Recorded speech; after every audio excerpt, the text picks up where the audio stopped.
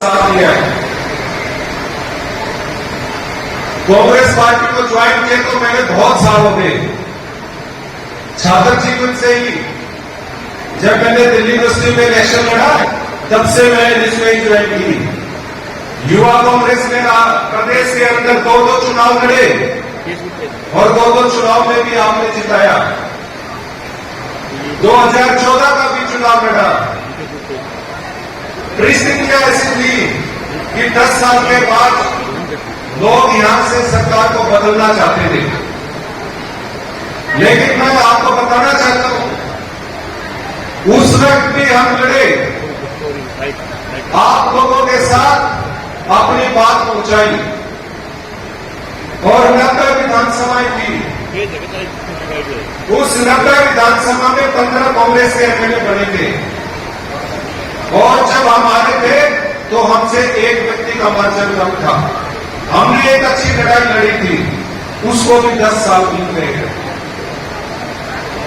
साथियों, हमने 2013 में पद यात्रा भी करी, कई चीज शहर के अंदर रैलियां भी की, दौर कार्यक्रम भी चलाए और हर कार्यक्रम में आप लोग मेरे साथ खड़े पाए। जब भी मैंने आप लोगों को बुलाया आप बढ़ चढ़ कर आए। आज ये भीड़ भी बताती है, आप भी देख रहे थे लगातार 2 घंटे से लोग आई जा रहे थे और हमें पता लग गया था कि भाई ये हॉल बहुत छोटा पड़ने वाला है, लेकिन मीटिंग रख चुके थे। कल रात को यकीन करना 11 बजे तक तो ये फोन आ रहे थे कि हम भी आएंगे। तो इतना प्यार सम्मान आप लोगों ने दिया, इसके लिए मैं हमेशा आप लोगों का शुक्रिया अदा करता हूं। आज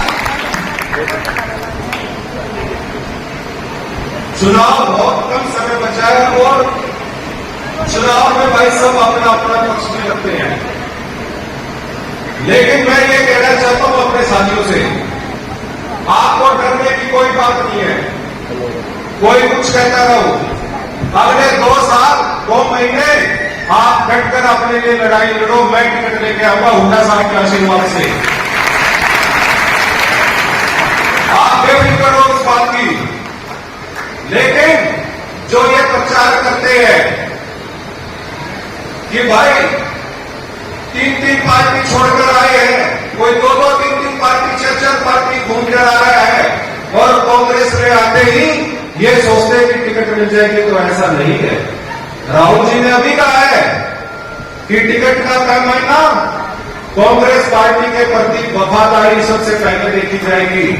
और भाई वफादारी में तो अपना मुकाबला ये नहीं कर सकते, पूरे देश के अंदर पहले भी चलकर हम आए हैं।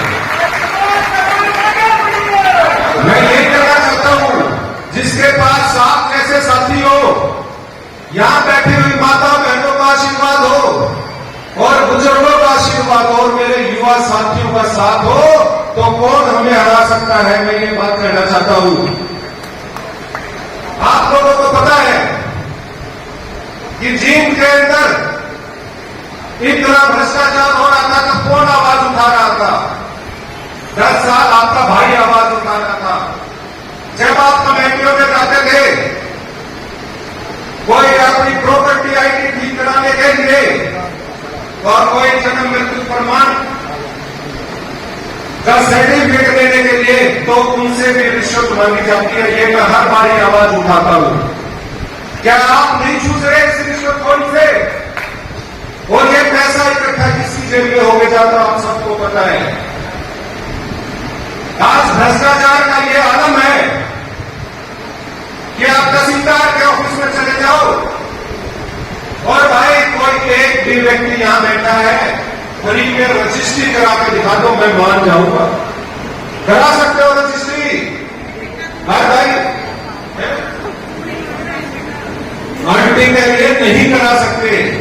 300 रुपए की पैसे लेते हैं, 300 रुपए गज की पैसे लेते हैं, शाम को कलेक्शन करते हैं। किसके पास ये पैसा जा रहा है? ये तो ईमानदारी की बात करते थे। मैं ये कहता हूं इनसे भ्रष्ट सरकार कोई हो ही नहीं सकती, तभी तो खट्टर साहब को हटाना पड़े, चुनाव से ठीक करें। विश्वास देना चाहता हूं कि आज मुख्यमंत्री भूपेंद्र सिंह हुड्डा के नेतृत्व में हरियाणा के अंदर सरकार बना और भाई आप यहां से आगे जिताओ। आपको ये जो दिखते हैं ना, ये कोई आपको छोटे छोटे कामों के लिए मेरे पास हर रोज फोन आते हैं, ये सारी दिक्कतें खत्म कर देंगे, इस भ्रष्टाचार को यहां से खत्म कर देंगे, आपके काम करा के दिखाएंगे। हर रोज फोन आते हैं कि भाई बेटे को, हमारा छोटा भाई है, किसी का बेटा है, कि इसको नौकरी की व्यवस्था इसकी करा दो, क्योंकि जींद शहर में ऐसी कोई व्यवस्था नहीं बनी कि हमारे युवा साथियों को सरकारी के अलावा प्राइवेट में नौकरियां मिल सके।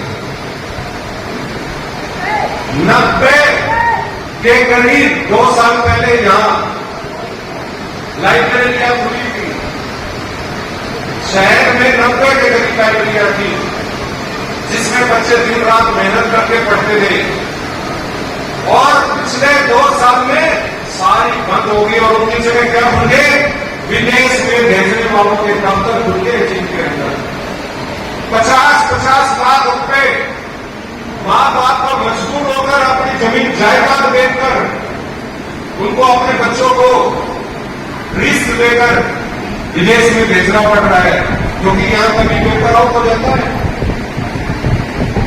2 लाख हरियाणा के अंदर नौकरियां सरकारी खाली है, लेकिन सरकार लगा नहीं रही।